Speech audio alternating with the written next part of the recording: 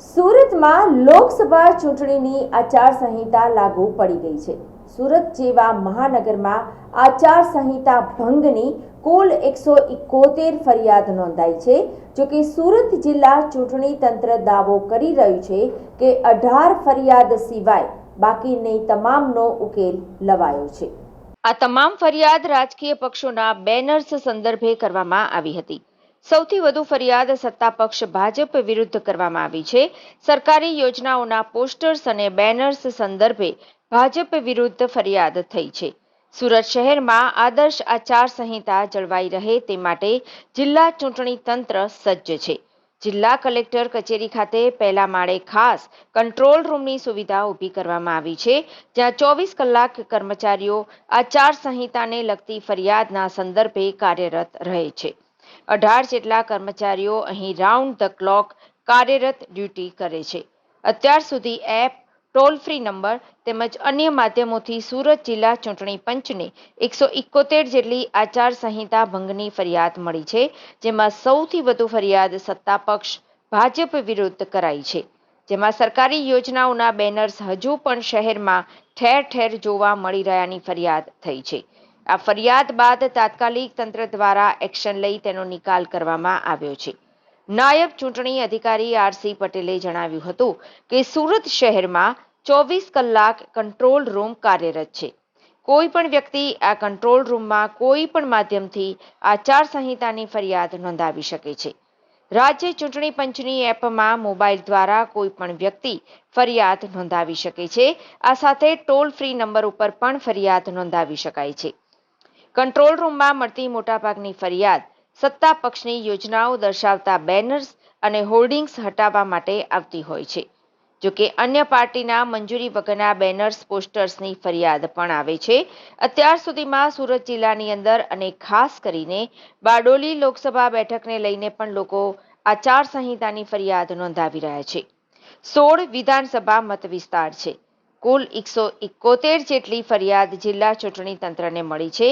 નાયબ ચૂંટણી અધિકારી આર.સી. પટેલે જણાવ્યું હતું કે અમે 153 જેટલી ફરિયાદનો નિકાલ કર્યો છે। અન્ય 18 ફરિયાદ છે જે ડ્રોપ કરવામાં આવી છે, કારણ કે એપના માધ્યમથી કેટલાક લોકો માત્ર ટેસ્ટિંગ માટે ફરિયાદ કરતા હોય છે। આ સિવાય અમે તમામ ફરિયાદોના નિકાલ કરી ચૂક્યા છે। અમે અહીંયા 3 પ્રકારની ફરિયાદો લેતા હોઈએ છીએ, જેમાં મીડિયા તરફથી મળતી ફરિયાદ, ઉમેદવાર કે પક્ષ તરફથી મળતી ફરિયાદ અથવા તો અમારી ટીમ દ્વારા લેવાતી ફરિયાદ સામેલ છે। અત્યાર સુધીમાં કોઈ પક્ષના ઉમેદવાર સામે ફરિયાદ કરાઈ નથી। ચૂંટણી માટે કોઈ રકમ, ધાક-ધમકી, દારૂ કે અન્ય માદક દ્રવ્યોની લાલચ સંબંધિત કોઈ ફરિયાદ કરવામાં આવી નથી। સુરત લોકસભા મત વિસ્તારની અંદર મુક્ત, ન્યાયી અને આદર્શ આચારસંહિતાના પાલન રૂપે ચૂંટણી પ્રક્રિયાના ભાગરૂપે અત્યારે જે કંટ્રોલ રૂમ શરૂ કરવામાં આવેલ છે, એ કંટ્રોલ રૂમ 24 કલાક કાર્યરત હોય છે। કંટ્રોલ રૂમમાં વિવિધ માધ્યમો દ્વારા ફરિયાદ આવતી હોય છે। કેટલીક ફરિયાદો ઈ-વિજિલ એપ, જે ખાસ રાજ્ય ચૂંટણી પંચે ડેવલપ કરેલું છે, કોઈપણ વ્યક્તિ પોતાના મોબાઈલ મારફતે પણ ફરિયાદ નોંધાવી શકે છે। આ ઉપરાંત ચૂંટણી કંટ્રોલ રૂમમાં ટોલ ફ્રી નંબર મારફતે પણ ફરિયાદ નોંધાવી શકે છે, લેખિતમાં પણ ફરિયાદ નોંધાવી શકે છે।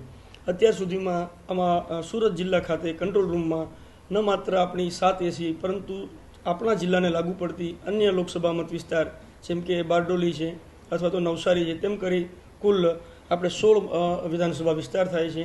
ટોટલ ફરિયાદ જે મળેલ છે 171 ફરિયાદ મળેલ છે, તેમાંથી આપણે 153 જેટલી ફરિયાદનો નિકાલ કરેલ છે, એટલે કે આપણી નિકાલની ટકાવારી 99% થાય છે। મોટાભાગની જે ફરિયાદો આવતી હોય છે તે અલગ અલગ રાજકીય પક્ષો મારફતે આવતી હોય છે, ક્યારેક વ્યક્તિગત ફરિયાદ આવતી હોય છે। મોટાભાગની ફરિયાદ અત્યારે જે કંટ્રોલ રૂમમાં મળેલી છે માત્ર રૂલિંગ પાર્ટીના બોર્ડ, બેનર ઉતારવા બાબતની છે। પરવાનગી વગર બેનર જે ચોંટાડેલા છે એ હટાવવા બાબતની ફરિયાદો મળેલ છે। અમારી કંટ્રોલ રૂમ સતત કાર્યરત હોય છે। અત્યાર સુધીમાં અમારી ગઈકાલે જે જાહેરનામું પ્રસિદ્ધ કરેલું છે ત્યાર પછી તમામ અમારી static surveillance team, video surveillance team અથવા તો ચેકપોસ્ટ કાર્યરત શરૂ કરવામાં આવેલ છે। અત્યાર સુધી કોઈ રોકડ રકમ સીઝર થઈ નથી। લીકર કે અન્ય કોઈ પણ એવી વસ્તુઓ કે જે ચૂંટણી ખર્ચ બહાર ઉપયોગ કરવામાં આવતી હોય અથવા તો મતદારને લોભ, લાલચ, ધમકી આપવાની કોઈ એવી ફરિયાદો અત્યારે કંટ્રોલ રૂમમાં નોંધાયેલી નથી.